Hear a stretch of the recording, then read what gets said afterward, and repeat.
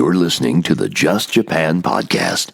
Everything you want to know about Japan.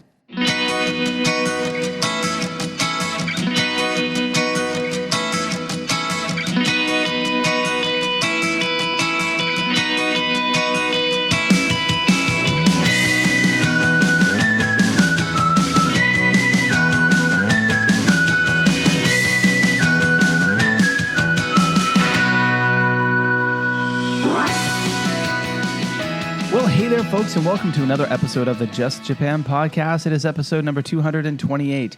Hisashibari. It is I, Kevin O'Shea, your host, a Canadian living in Asia. It's been a while.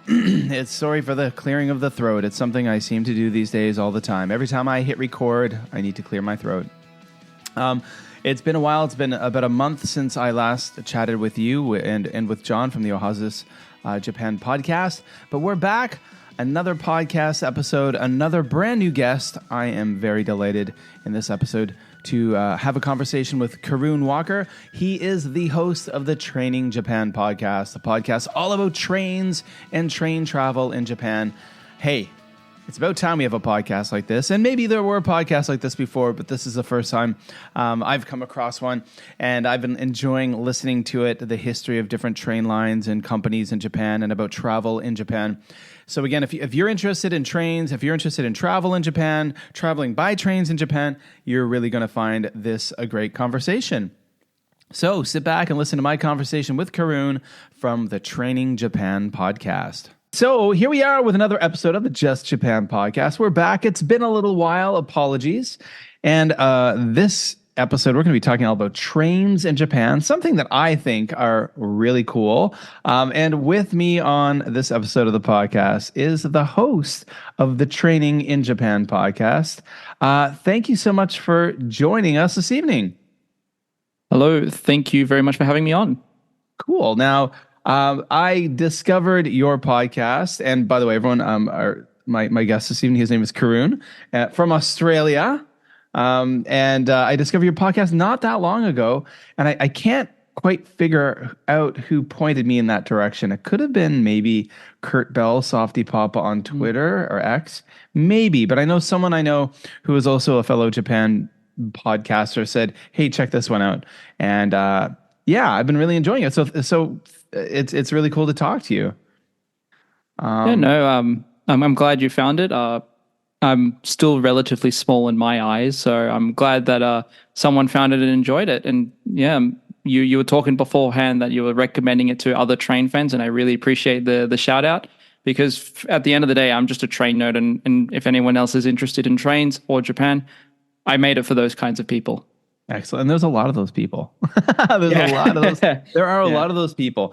Okay, so before we jump into talking about the podcast itself and the premise of the podcast, could you tell the listeners just a little bit about yourself and where you're based in Japan?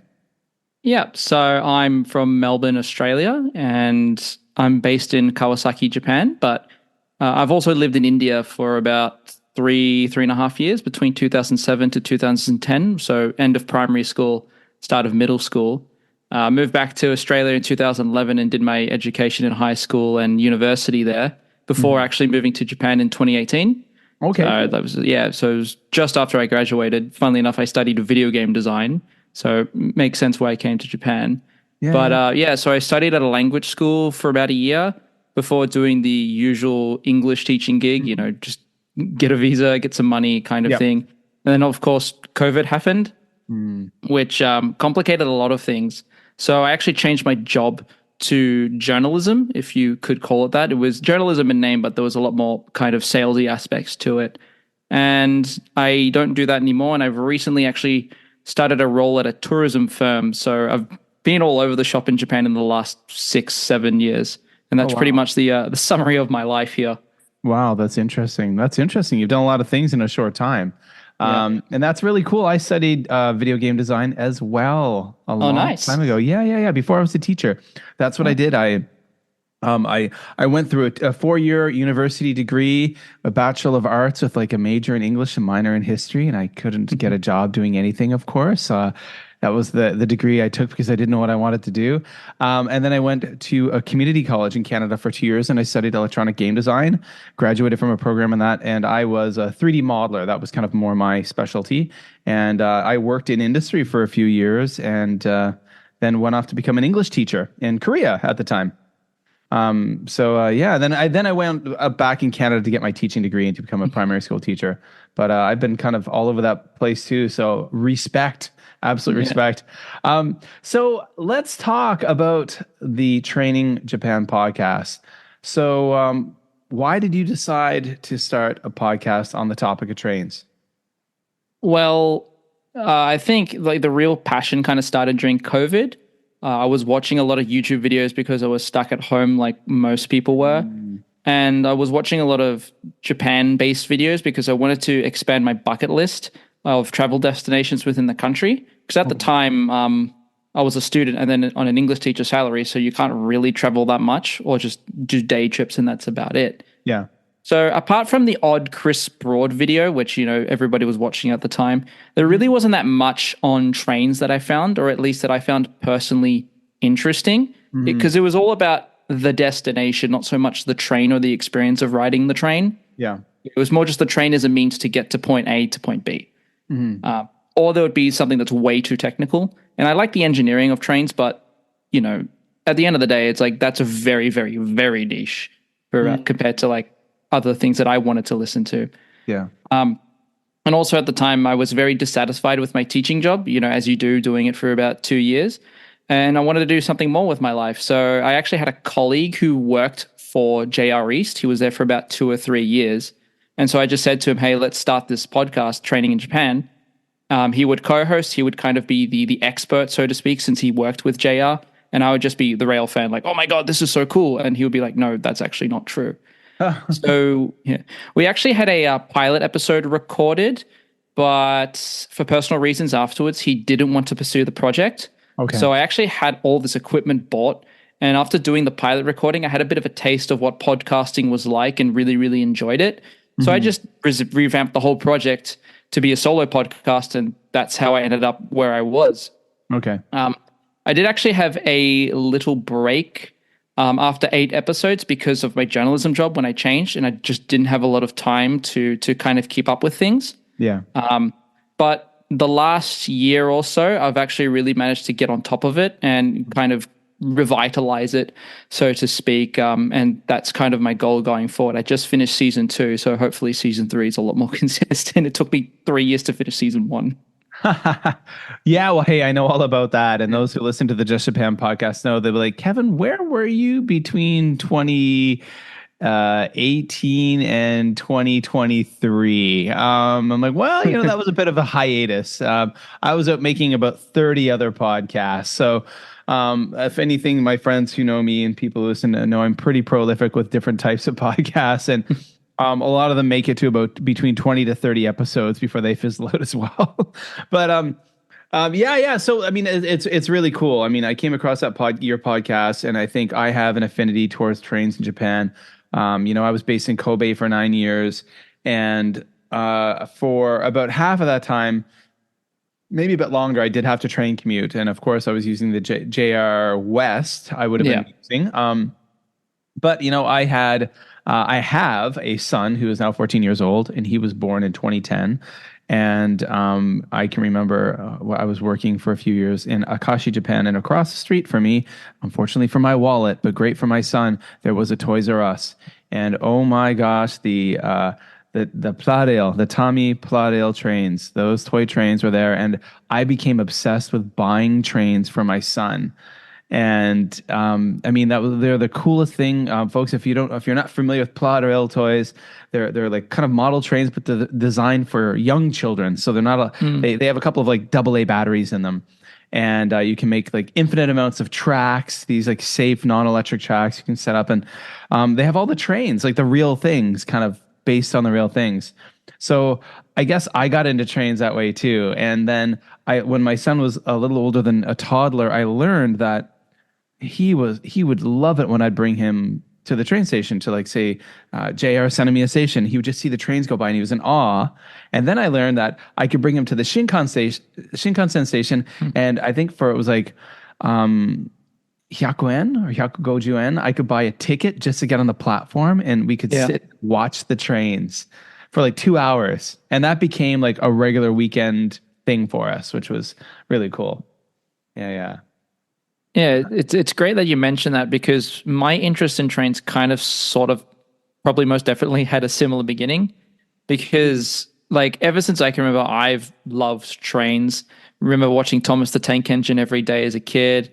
And I actually had the same like Takara Tomy plot trains as well. Oh, did you? Okay. Yeah, so we got different models in Australia, but my grandmother was living in Singapore at the time, and they would get the Japanese imported ones. Okay. So whenever she came to visit me, I'm like, yes, the new train model is going to arrive. Let's go.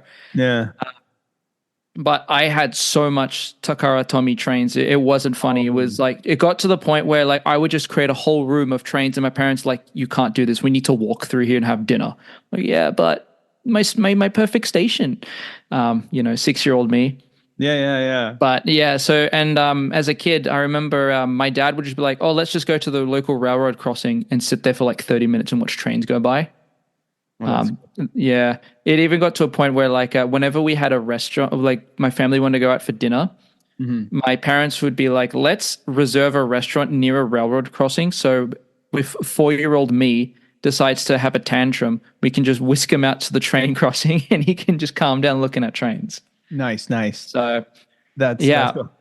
Yeah, I didn't have the trains when I was a kid growing up in Eastern Canada. We didn't have trains around, so I didn't have the chance to see that. But I suppose I was living vicariously through my son, a second childhood. And that's one thing I keep telling him is that like we had to unfortunately get rid of that whole Plaid Rail collection when we moved away from Japan. We moved to China. We didn't have the funds in our budget to ship everything we owned. So we gave those away, but I keep saying one day I have a feeling I will start collecting those, and I have a feeling you're gonna come home from like university or something one day and realize that I have like a Plaid train room or something in our house. Yeah, no. Every time my family comes and visits me, they're like, "We want to buy something like for a nephew or your cousin, like maybe something train related." I just take them straight to the plow rail section. Yeah. And then like I'll just give a mini lecture on like, oh, this train is based on this train, and my answer's like, look, which train is the coolest? I don't care like the backstory. Like, oh, okay. But so she picks one, and then I'm looking at the entire section. I'm like, oh, I did just get paid yesterday. I haven't done it yet, but my willpower is slowly dwindling every time I walk into the toy section. But yeah, it's a pretty fun place to be for anyone who's listening. If you enjoy trains and you have not been to Japan yet, when you do, definitely go to somewhere like Yodobashi Camera or Bic Camera or Toys R Us and head on over to the train section. I know that if you're in Toys R Us, it's very much more kid oriented with like say Plaid, but in some of the bigger kind of electronics places like Yodobashi Camera, I know in Osaka they have the very adult oriented section too with more expensive models. And I can remember just before I hit the record button, we were chatting about one of my former colleagues who I recommended your show to, and I can remember going to Japan and he was like, Kevin, can you please buy me this train, and this train? And like he had specific ones. I'm like, okay. So he was into the more kind of. I was pretty shocked at the prices too. Yeah, they're very expensive. Yeah, very expensive. But hey, that's it's a hobby, and we do what makes us happy. I get it. Yeah. So the average Japan fan, and most people who would be listening to this podcast would be fans of Japan. What are I suppose I sent this question to you. And I guess most Japan fans probably don't know a lot about trains. I guess that's kind of what your podcast is all about. And you've really broken it down into different sections. And I know I haven't gone through your whole back catalog, but I've listened to most of the kind of newer episodes. And you've got episodes about the JR Central, the Chubu region, Tohoku region, JR East.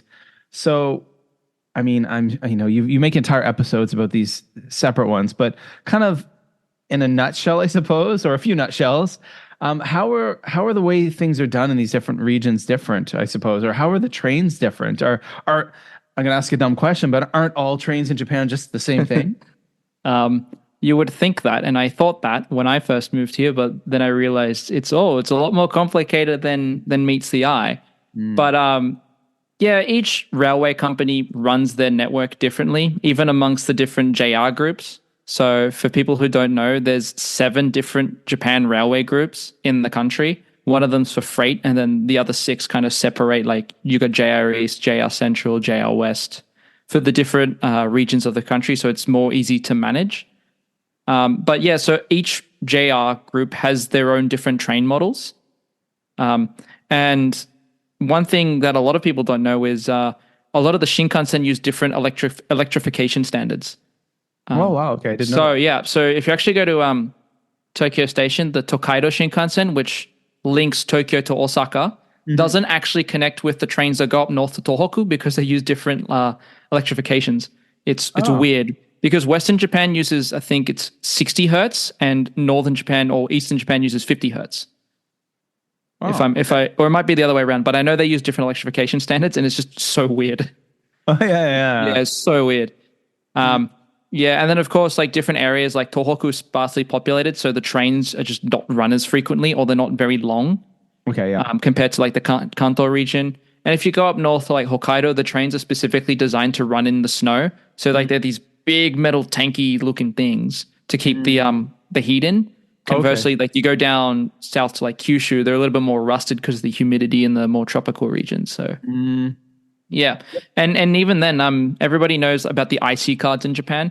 Yeah. Each JR group has their own IC card as well. So like JR East has Suica, JR West has Ikoka, you know.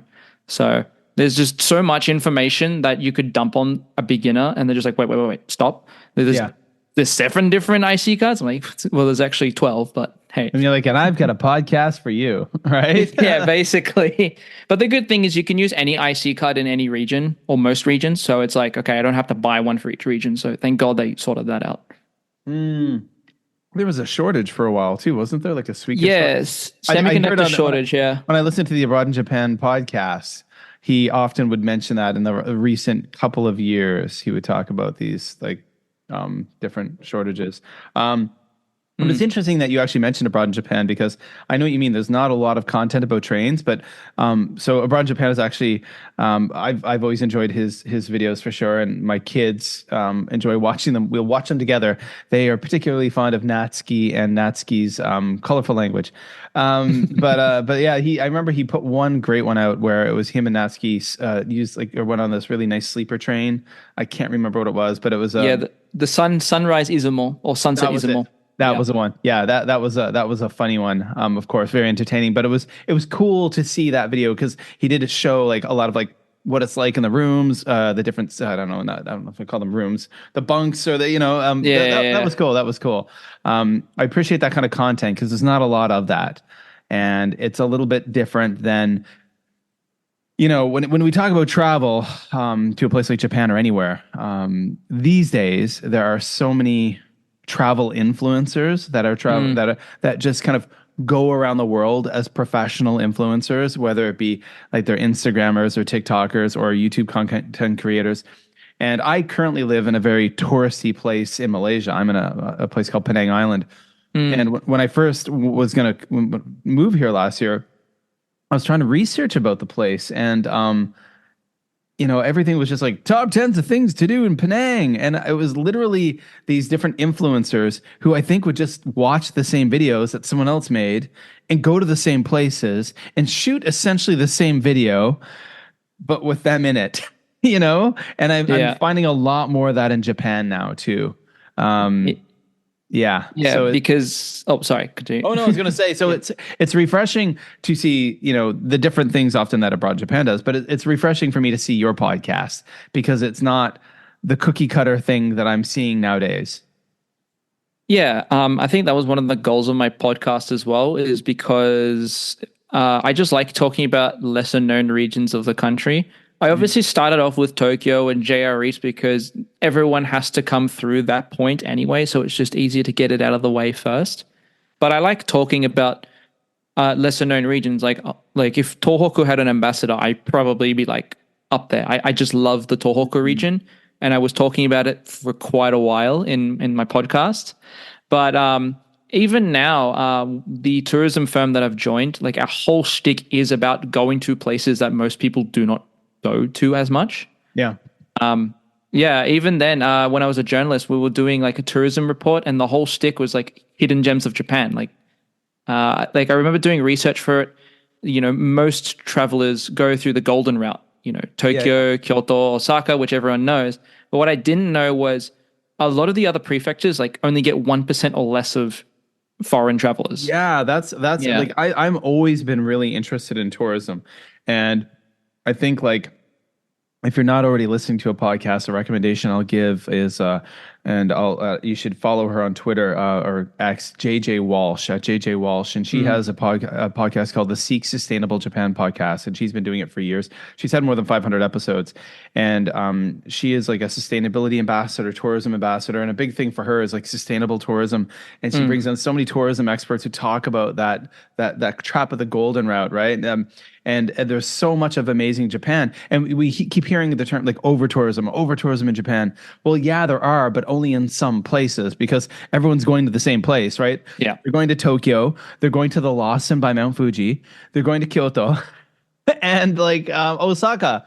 But there's so much to see, and like I've never been to Tohoku. I was in that kind of situation when I was in Japan of being, you know, like most of us who worked in Japan or work in Japan, we're not rich, wealthy people, or we're not professional YouTubers. We have like a 9 to 5 grind, or actually like a 9 to 7 grind. And that often doesn't leave you with much time to travel or much money to travel if you're working in Japan. But yeah, so that's good because and I realized I lived there for a relatively long time and I saw very little of Japan in my time there. Yeah, and I think that's the one thing people underestimate Japan is unlike most countries that are visited where the sightseeing or the sites that are known for are usually clustered around a few hotspots. So it's very easy to go from point A to point B and kind of see the whole country. Japan's one of those weird anomalies in the world where every prefecture, except maybe Ibaraki, has something to offer.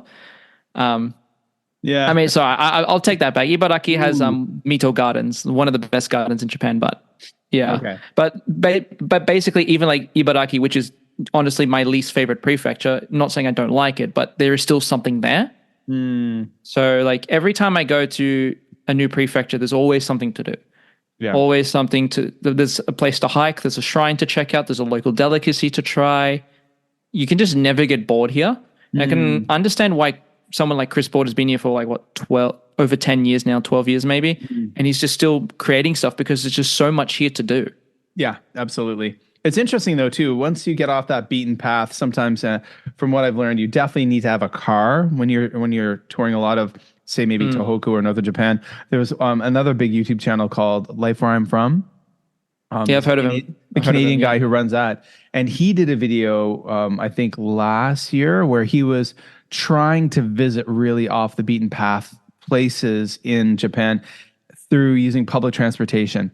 And they really learned that you really need a car. And it was an interesting thing because it was him and his sister-in-law, who's Japanese, who's like a producer. And even with a local, like with a native, it was really hard to navigate and get around because the trains ran there were very few trains, very few buses. And then when they got places like there were no restaurants or the restaurants were closed and had really limited hours. So I think for me, when I do have my Japan Part 2 life experience, I will definitely be buying a car.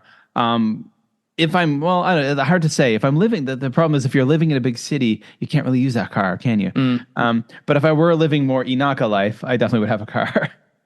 Yeah, I know what you mean because everyone talks about, the government should promote other areas outside of the Golden Route. And I'm like, yes, that will definitely help.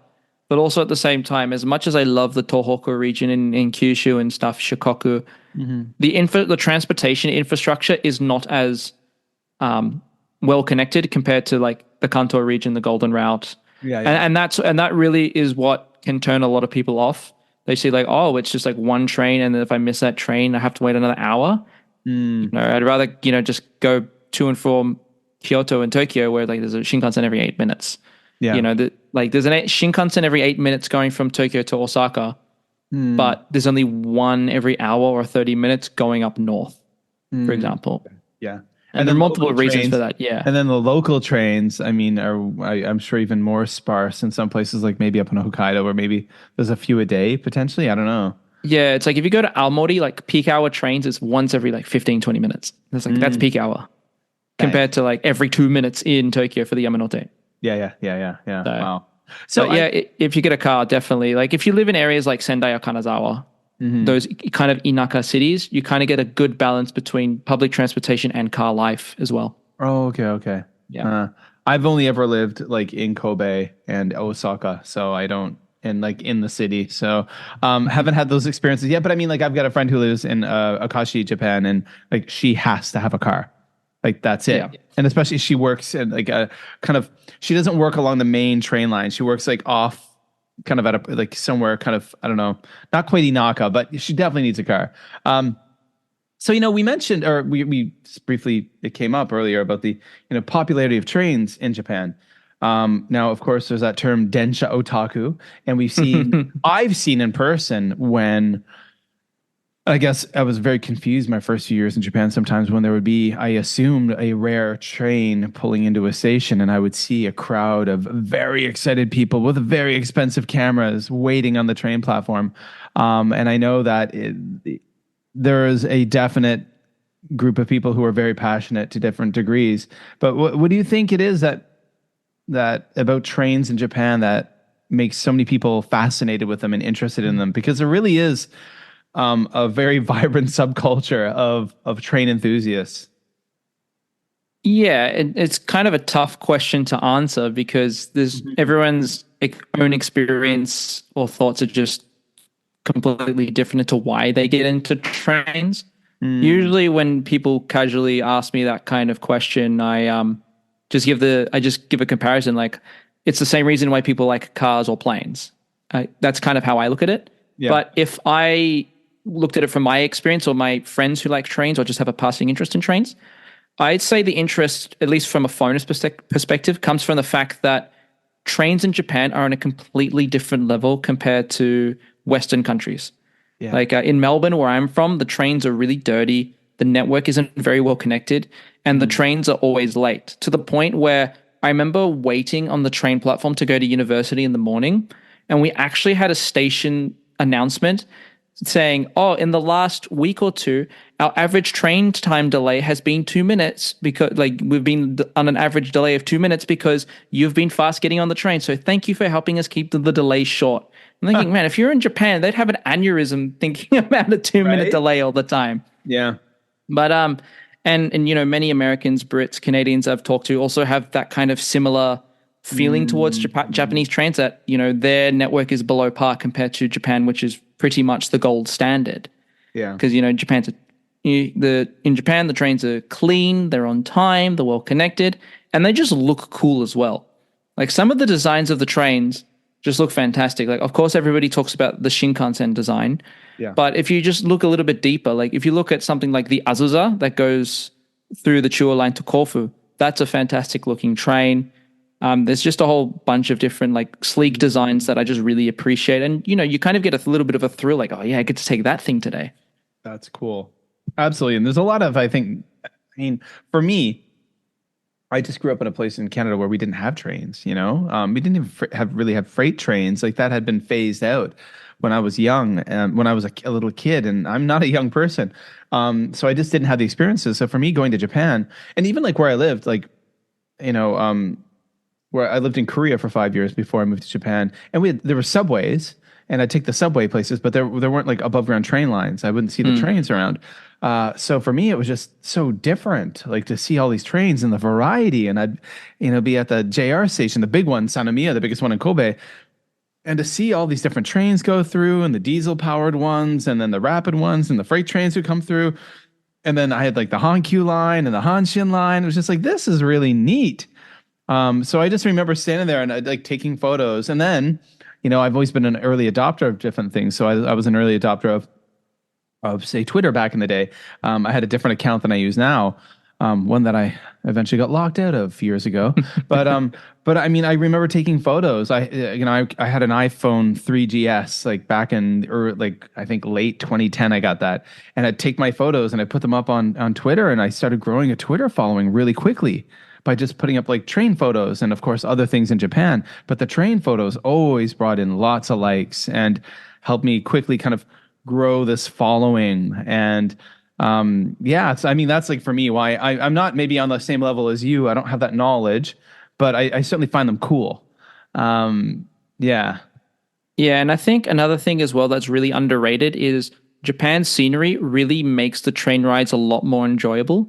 No, of course, in the city, it's a city commute, whatever. But if you just take a normal like a train, like an hour train out to the countryside, you see some of the best scenery that you could ever imagine. Just sitting on a train, put your headphones in, look out the window, and watch the world go by.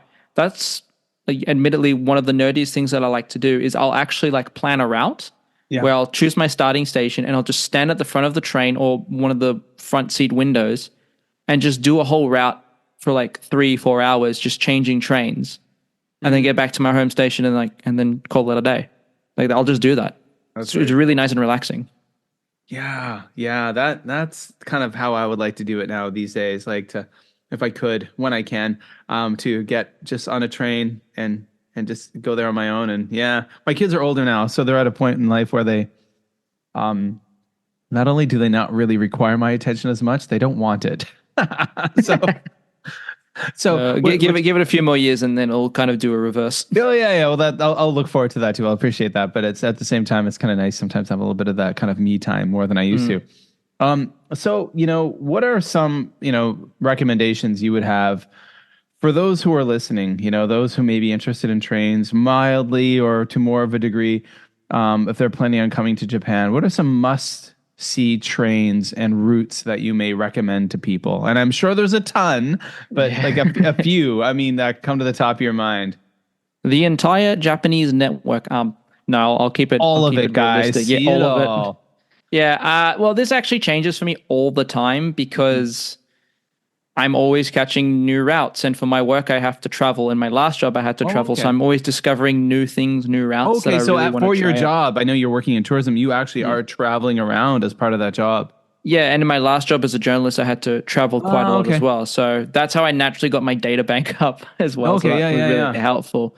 Obviously, like, I wouldn't be a proper Japanese train fan if I didn't say the Shinkansen. But I'm not going to say the Tokaido Shinkansen because I actually think it's kind of meh, in my opinion. Like, yes, it's the standard of Shinkansen in terms of like the design. Everyone thinks of that famous blue stripped white train, with the bullet design. I've got an Nozomi, an N700. The Nozomi 700, for Petit Block from Daiso right here. Haven't made that one yet. I honestly think it's good, but it's kind of meh. I personally prefer the Hokuriku or Tohoku Shinkansen designs, like the Hayabusa, like the green ones. Those ones are really cool. The Super Komachi and stuff like that. Yeah. Even the Kyushu Shinkansen designs are really, really sleek. And I like them more so because the interior design is actually Kyushu influenced. So they've got like little flower patterns and it's more spacious inside. Okay. They've put a lot of effort into representing Kyushu in the interior design. Well, if you look at something like the Tokaido Shinkansen, it's made for commuting. It's like it's ferrying passengers, which just of course very functional. It's functional, but it's still great. And to an extent, the Hokuriku and Tohoku Shinkansens also have that in their interior, but at least their outer design is a little bit more flashy in my eyes, at least. Okay, wow. But that's like in terms of trains. If you're talking about actual routes or different types of trains, of course, you've got like the Sagano Scenic Railway in Kyoto. It's kind of like a little old viewer train, steamer train that kind of goes along the river from Arayashiyama to Kamioka, I think. And it just goes through the mountains. It's nice and relaxing, great during cherry blossoms or autumn, but it does get very busy. So my family, we were very lucky. We were very lucky. In 2020, we got stuck in Japan for a year. when the borders closed. We were working. I was working. We were based in China. It was just when COVID was kicking off, and no one knew what it was, and there was the rumors and whispers of something bad happening in Wuhan. We were in Shenzhen, China. Our school said, if you guys don't feel comfortable here, go home, go somewhere else other than China. So all the staff left. We went to Osaka, where my wife is from. Then China closed its borders. Japan closed the borders. There we were, and no tourists could get in. And we went on that train, and we basically had the whole thing to ourselves. It was amazing. Yeah, I went in 2021. It was so nice. Okay, so you had that experience. So now when I've looked at YouTube videos, and it's just like jammed, and there's like huge lines of people waiting to get on. Yeah, and it's just like, I went to Kyoto a couple weeks ago, and I just saw the train going through, and I'm like, geez, thank God I got on it when I did, because you have to book like a month in advance just to get the tickets now. Yeah. Which is, I mean, I'm happy that people are riding it, but also at the same time, like, no, I want this to myself. No, exactly. Exactly. Yeah. So I'm happy we got, that was my wife really wanted to ride that one. And it was gorgeous. Yeah, there's a similar one in Toyama called the Kurobe Railway. It does a similar thing. It goes from Unazaki Onsen, I think it's called, Unazuki Onsen. And it just kind of goes all the way up the gorge to Kurobe Dam. It's quite scenic, but it is a lot longer. It's like 80 minutes, I think. Oh, nice. So it's like the Sagano Railway on steroids, basically. Nice. But unlike the Sagano Railway, there's not an alternative way back. Like, you have to catch the same train back. Oh, okay. So yeah. If you can't be sitting on a rickety old train for 80 minutes, return, both ways, maybe skip it. Okay. Yeah. But yeah, there's just so many options. Like the Spacia to Nikko is really, really nice. Even the La View to Chichibu I recently took. That was pretty fun. Even the limited express from Hakodate in the bottom of Hokkaido all the way up to Sapporo, it kind of goes around the Muraran Bay, and you get really nice views, because it's weird, because one side is just the bay and the ocean, and then you look to the other side and it's just mountains. Yeah. Yeah, it's quite a sight, and I recommend anyone who has the chance to do it, because once they open the Hokkaido Shinkansen in 2030 that they're aiming for, that limited express will probably stop service. They'll probably can't take it off service. So if you have the chance, you should definitely do it before 2030. Kind of like what happened with the Thunderbird to Kanazawa last year, right? Mm-hmm. When we rode that in 2020 as well, that was like, we went to where did we go? We went to Shirakawa-go, and we went to that place when it was empty, and we took the Thunderbird from Shin Osaka up to Kanazawa Station, and then we went to Shirakawa-go. But that was another one of those cases where it was like, oh, neat, we get to ride all these things. I always wanted to ride a Thunderbird. I'd seen them for years pulling into Osaka Station, but never. And like, is such a cool train. Yeah, like, they still run the Thunderbird, but it's only to Suruga now, because they opened the Shinkansen to there. So you just transfer now. But yeah, the Thunderbird's quite nice as well. So it's got a really cool name, the Thunderbird. Yeah, right? Like, how are you getting to Osaka? I'm catching the Thunderbird, man. That's right. What are you doing, huh? You're hitchhiking. Yeah. You're on a ghetto train. Yeah. So it was really cool. I was just listening to your latest episode where you were doing a Q&A, and I was just thinking about how you were talking. Someone had asked you questions on the best places to buy train swag, I suppose. And I was just thinking, on my desk here, I've got my little Shinkansens from Daiso, but I've got also my Nano Block Shinkansen. The two best models as well. Yeah. I've got a Hayabusa here, and oh my gosh, I'm having a brain fart on this one. You'll know this. The Hokuriku Shinkansen. Oh, so yeah, it's that's right. Kagayaki or Hakutaka. Yeah. So these are really cool. I have like all kinds of this stuff on my desk. Yeah.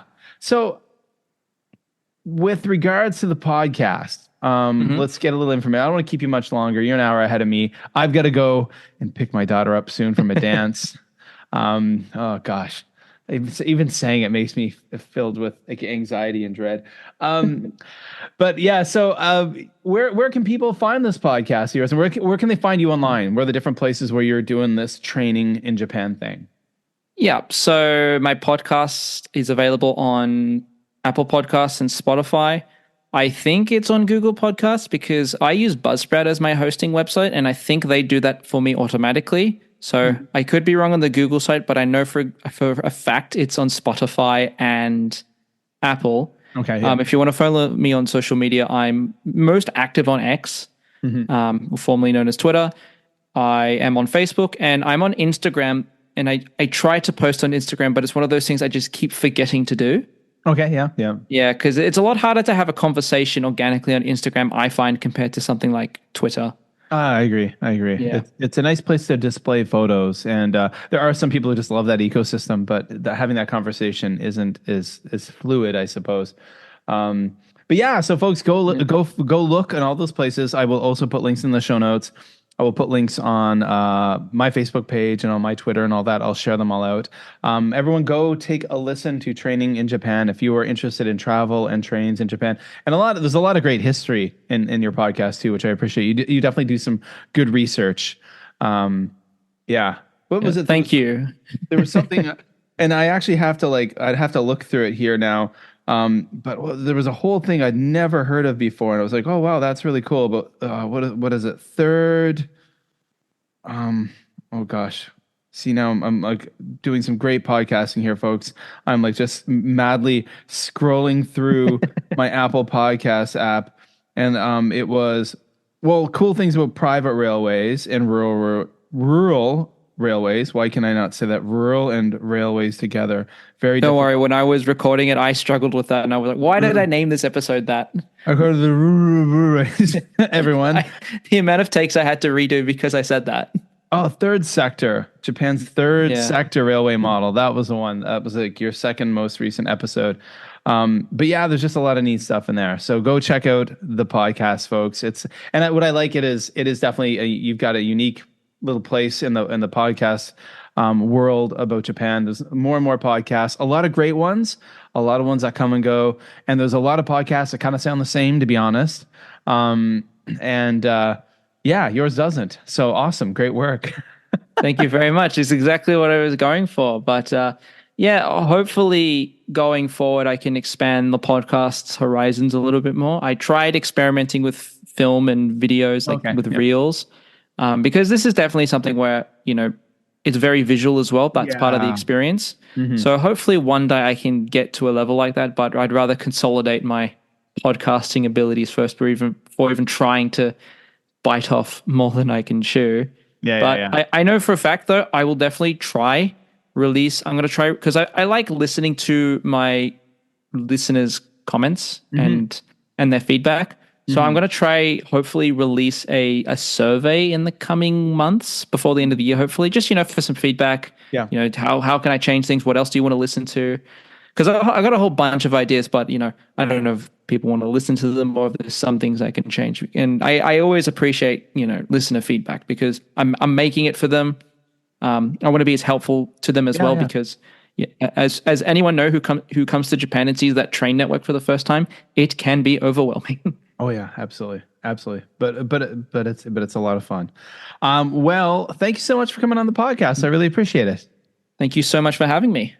Well, that's it, folks. What a fantastic conversation. It's a really great podcast, everyone. The links are in the show notes. They're also going to be on my social media, on my Twitter, and on all those places. Facebook, the Facebook page, the Just Japan Stuff Facebook page. That link's below in the show notes. Go follow that page, please. I'm really active on the Just Japan Stuff Facebook page. I post stuff there every day. So come on over and enjoy.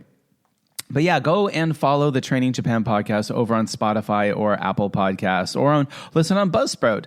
And those are the places where you can find that amazing podcast. Again, if you are a fan of trains and travel in Japan, you're going to like it. And another big thank you to Karune for taking time on a Friday evening to chat with me. Well, that's it, folks, for that episode. Now, little few updates on me, just to let you know. I'm recording this in the middle of October, kind of coming towards the end. It's the 19th of October, 2024. I've kind of made it a public announcement that this is our last school year in Malaysia. we decided just to fulfill my 2-year work contract in Malaysia and then head off for various reasons. So I'm currently in the recruitment cycle looking for work in different places, and I will keep you, I will post you with updates when I have something substantial to give. At this moment, I don't, but I have been interviewing at schools in Japan and in China. So we'll see. I'm not sure where we're going to be. I'm hoping that within the next month or two, I will have a very clear and hopefully final answer, and then I can share with you awesome folks more about where I'll be with my family in the summer of 2025. Well, that's it, guys. Please share this podcast. If you like it, please leave a 5-star review and rating. I would appreciate that. Of course, I've been doing this podcast for a lot of years. I'm still having fun doing it, and I appreciate you guys for taking the time to listen and download. Follow me on social media. I'm very active on X, Tokidoki on Instagram, and yeah, that's what I'm doing.